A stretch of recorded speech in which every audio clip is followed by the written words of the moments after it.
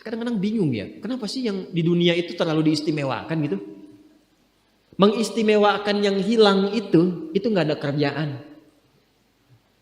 Mengagungkan yang hancur, yang sifatnya fana, rasanya biasa. Apa yang mau dibanggakan sih? Dan yang paling menarik tuh begini, ketika meninggal gelarnya pengen sama dengan yang dianggap ringan atau rendah status sosialnya itu.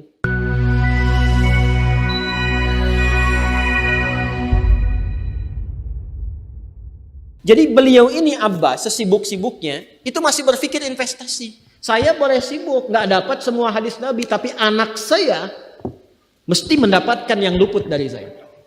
Saya boleh nggak mendapatkan semua Quran, tapi anak saya mesti ada yang jadi ahli Quran. Cara berpikirnya siapa yang akan menjadi kebanggaan di akhirat nanti? Di dunia itu semu dunia itu. Jadi sementara aja, nggak pasti sifatnya. Perbedaan status sosial itu hanya istilah-istilah yang disematkan manusia saja. Ini kaya, ini miskin, ya kan? Yang ini punya jabatan, yang ini biasa-biasa. Itu istilah manusia. Toh pada akhirnya semua kembali ke tempat yang serupa. Dan menariknya begini, yang kaya, yang punya jabatan, tetap di akhir hidupnya pengen punya gelar yang sama dengan yang miskin. Atau dengan yang disebut miskin. Maaf, kalau ada orang disebut miskin meninggal, di papan nisannya ditulis apa? Di papan nisannya ditulis apa? Almarhum. Yang kaya juga kan pengen sama disebut almarhum. Iya kan? Tuh. Jadi nggak ada bedanya setelah berpulang itu. Perbedaan tuh hanya di amal saja. Itu poinnya. Maka kalau ada yang mengharapkan orang tua, cita-cita membanggakan anak di dunia, boleh-boleh saja, tapi patut diingat itu sementara. Anda silahkan sekarang sekolahkan setinggi-tingginya. S1, S2, S3, S4, kerupuk 3, silahkan. Mau dalam negeri, luar negeri, mau di Nagreg, mau di California, mau di Chicago, di Chicago, di Singaparna, Singapura, silahkan. Itu pilihan.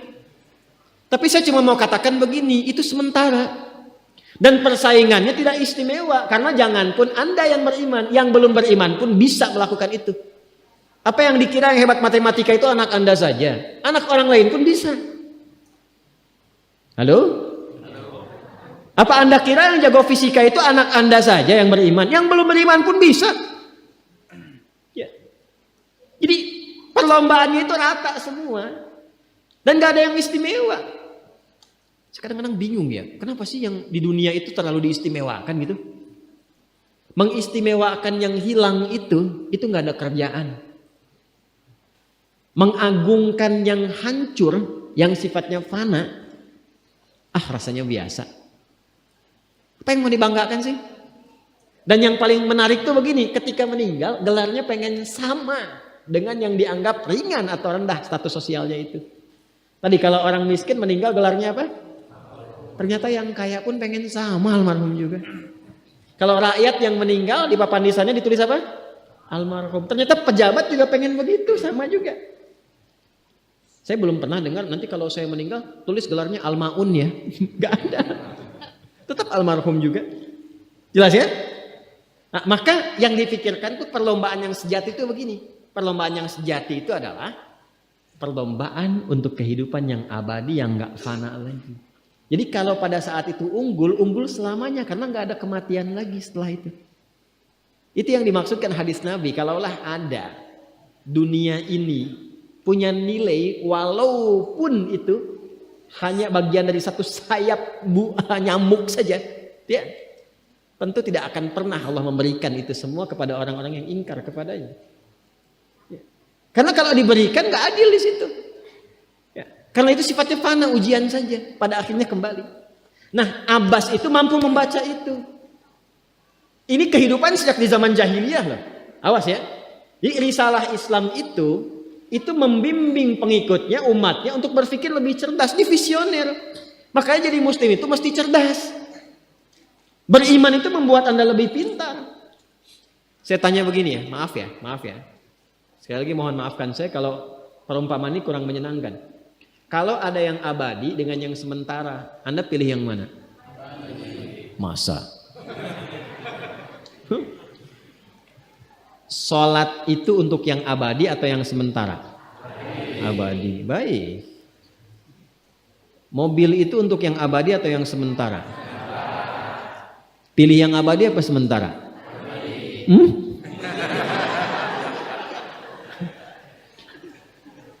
Di Kiai itu ada mobil Innova tuh. Siapa yang besok memilih tidak sholat subuh? Pilihannya pilih Innova atau pilih sholat subuh? Yakin?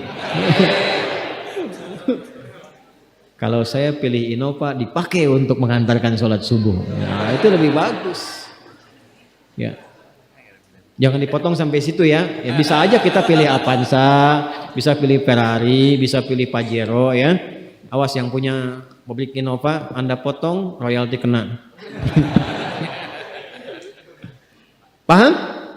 Abbas itu begitu. Anak saya mesti dipanggil di akhirat. Dan semua penduduk langit dan bumi menyimak itu semua. Diviralkannya di akhirat. Viral dunia itu sementara. Internetnya diputus gak viral lagi. Kadang-kadang yang viral kemarin kan sekarang gak ada lagi. Ya kan? Yang viral tahun lalu sekarang sudah gak ada. Ya kan? Jadi belum selesai kehidupan sudah hilang juga viralnya. Akhirat itu selamanya. Dan biasanya begini, kalau orang-orang yang diviralkan oleh Allah atas kehendak Allah itu abadi melintasi setiap masa. Jadi ada yang viral karena berita, ada yang viral karena doa dan kehendak Allah Subhanahu wa taala. Itu yang diviralkan langsung atas kehendak Allah itu melampaui zamannya.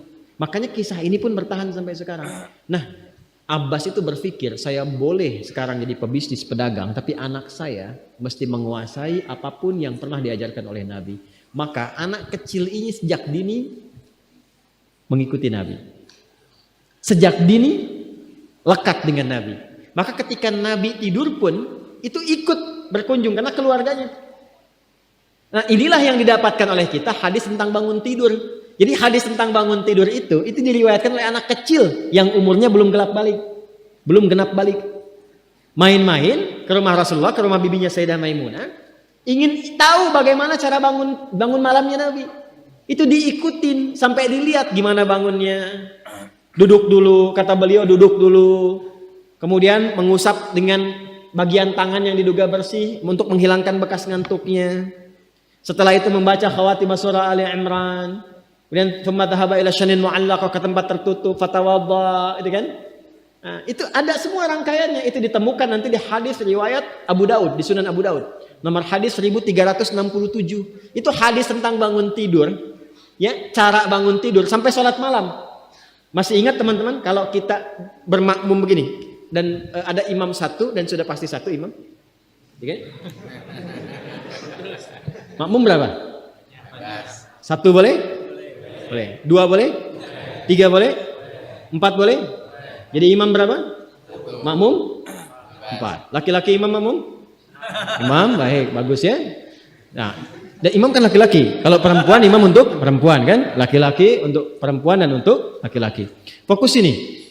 Kalau satu begini, satu laki-laki, kemudian di belakang laki-laki. Ini kan posisinya boleh sejajar kan? Ya kan? Yang imam ini, makmum ini kan? Tadinya di belakang, tarik begini sejajar. Ini yang meriwayatkan anak kecil yang belum balik itu. Itu riwayat Ibnu Abbas. Satu paket. Termasuk sholat, kemarin kan kita tarawih kan? Sholat malam. Yang dua rakaat itu kan? Ya, sholat malam yang sampai 11 itu, tambah khafifatain 2, itu riwayatnya ini. Yang sholat tahajud malam yang 11 rakaat, tambah khafifatain 2, ini riwayatnya ini. Tutup dengan witir 1 rakaat. Itu anak kecil yang meriwayatkan. Dan tahukah Anda, sepeninggal Nabi SAW, Abbas bapaknya ini hafal 200 hadis, anaknya Abdullah hafal 2000 hadis. Begitu caranya. Anda di sini ada yang diplomat, yang di kantor, yang taruhlah berdagang misalnya, ibu rumah tangga, ya, dan sebagainya. Boleh, nggak apa-apa. Saat ini kita mungkin belum maksimal, tapi jangan biarkan ada satu di antara anak keluarga kita yang tidak jadi kebanggaan di akhirat. Tolong ya, tolong pulang dari sini dilihat. Anak Allah titipkan kepada saya berapa anak? Tolong siapkan jadi kebanggaan akhirat. Satu aja jadi ahli Quran tuh. Untuk pelita di rumah tuh. penghilang kesedihan, penghilang kegelisahan, mendatangkan semangat. Itu demi Allah saya katakan gak ada yang paling indah kecuali saat ayah pulang ke rumah. Tiba kemudian dia melihat anaknya yang kecil sedang murajaah. Amma yatasaalun. Bahkan surat yang bapaknya sendiri belum hafal. Jangankan pulang ke rumah, Anda sedang mau rapat, dikirimi video anak Anda 3 tahun membaca surah Al-Ikhlas. Itu hati tenang. Itulah Quran. Itulah Quran. Maka belajar dari Ibnu Abbas ini, apa yang terjadi ketika orang tua mampu memfasilitasi anaknya demikian, sekalipun orang tuanya tidak mencapai apa yang diraih oleh anak, tapi orang tua mewarisi setiap pahala yang dihasilkan dari anak itu.